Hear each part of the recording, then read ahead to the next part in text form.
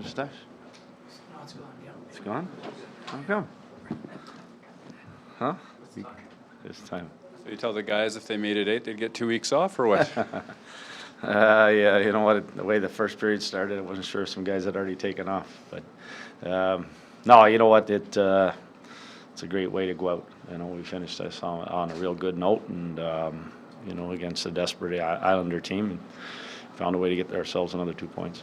What went into turning the tide in the second and taking over? Yeah, you know what? We just didn't have everybody on board. We weren't quite engaged. Gave up, I think, 4 odd man rushes, something that we're not, you know, we don't usually do those type of things. And you know, we really got back to getting our F3 over top of people, making sure we had numbers, kind of eliminated that, and then we got playing a lot faster, way faster than we did in the first. Cole Perfetti was asked sort of what this team has learned. He was talking about, well, hey, Januaries of years past, there have been little dips, but there hasn't been a dip here. You're on an 8-game win streak. And he said that it was about not letting the last shift affect the next shift. Is that what you're seeing from your team, and how are you instilling that in your guys? Yeah, I think that, you know, you've heard me say it enough that you learn your lessons as you play the games. You win games, you learn things. There's areas you need to improve. You lose games. You have to move forward. But the biggest thing this group has done is put stuff behind us, whether win or loss, whether you individually had a great game or a bad game, like you mentioned, whether it's a shift. But we talk more about game to game. How we respond the next night is what I've always tried to, you know, pound away here, and just making sure that, you know, you do your homework, you know, we do our teaching and whatnot when things don't go well, even when things go well, and then you just move on to the next opponent. And the guys have done a fantastic job of staying focused and being in the now. And you know, we had talked about this season being in 3 segments, getting off to a good start, getting to Christmas, get out in front of people, hopefully, you know, eliminate people, because you're all chasing that sort of playoff run. And then, you know, the second half, that Christmas to now, can be, like you mentioned, the January sort of doldrums. And we had a lot of games at home, and I love the fact that we didn't take that for granted. We played really well here, and now the big push comes. Now the last 26 are going to be, you know, the stuff that prepares us for game 83. Last one from me is about a very small picture thing, not the big picture at all. End of the PK, 2 seconds left, 3 forwards, 1 D, so DeMello can come in and complete that. I don't think I've seen that very often. What goes into choosing that? More so that when they come out now, it works better when you win the draw, but at the end of the day, it has more to do that sometimes you get caught out with 3 defensemen, and no disrespect for all the defensemen out there, but they don't always know how to play forward, and sometimes it's a scramble. I don't think I would have done it if there was more than 5 seconds, but it just allows him to get right in the play right away and kind of end it, get our normal units out there. After the morning skate in Washington, you were asked a question, and part of your answer was, I think there's a perception that, you know, our team is just about a Vezina goalie, that's all we are, but it's a disservice to your team. Throughout this 8-game win streak, how much do you think that points and reinforce? Because you've won in so many different types of ways. They're not just 2-1 games. They've happened in so many different fashions. I think that's 56 games. I think we've found ways to get people, different contributions from different people, and whether that's individual players, whether that's lines, defense partners, whether that's our specialty teams, pulling our goalie, winning late, winning in overtime.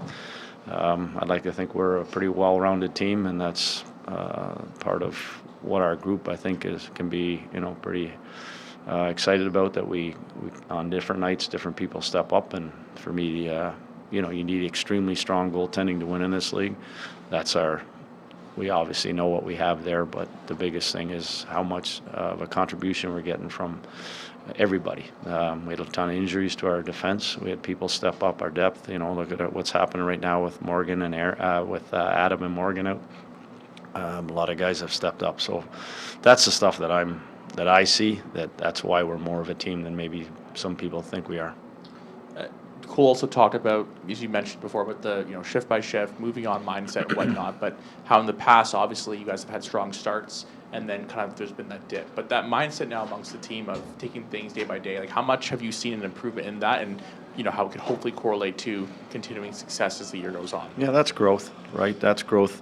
If you're talking about Cole, you're talking about players on our team, it's growth for them, as they get better or older as players. But as a group, our whole group, it's growth from, we were in this position last year where, we were at different times. We were in first in our division, or first in the league, and, maybe never being there before, maybe overwhelmed us or whatever it might be. Or, I think that's one thing that we've been sitting atop the league here, and we're getting the best of everybody, and it's been a challenge. And there's been games that have been pretty close to playoff type games. I think of the Colorado game. I think of the Florida game going back, the one we came home for, going into Boston. The Washington game was a big one. I don't know they're just recent, but the Carolina, we weren't sure. We hadn't seen Carolina. We know what they can do. So we've ran into games that I think that have sort of helped us recognize that when we do the right things, that we're a good hockey team. To the point of Jacob's first question, and the perception of the outside media, they always come in. I can tell you bristle a little bit at the idea that you've got this goaltender who's kind of bailing you out. At the end of the game, he does what he does, and clearly it's dramatic, and that's the kind of thing that stands out and sticks with people. But at the beginning of that game, the puck's going in, and your team kind of just takes over and says you just don't get to shoot on him anymore until he gets his feet underneath him. And I just wanted to get your thoughts on what you've seen from this team this year. Everyone knows what it looks like when Helly's here for this team, but maybe explain to us what you've seen from this team this year about the team being there for Helly in those moments. Yeah, at the end of the day, you can have great goaltending if you don't get run support. We know with Comms there, because we did it to him a few times where he's played great and we didn't score him goals. But, like he's the first to recognize it, that, like tonight, we got down 1-0, got down, tied it up, got down 2-1, tied it up, took off in the second period and got the lead. He recognizes those things. But that's part of what happens in 60-minute games, is that there's ebb and flows. There's things that happen where momentum goes the other way. And, we might need Helly, or the momentum swings our way. We turn around and we went all, like the second period, where we were all over them and had multiple chances to blow that game away like we did. And I just think that that's going back to the original question. I think we're a well-rounded team, and we find different ways to work together to win hockey games. What's it been like to see the way that Gabe Velarde has blossomed? Yeah, they reached career high in goals, and we're at game 56. It's impressive, and he's healthy. That's the biggest thing. That's the single biggest thing for me. He's staying healthy, and he's still playing hard, doing all the things. That line is extremely dangerous because he's 1/3 of that mix, and an important part of that mix. And that the biggest thing is him being able to play all the games so far.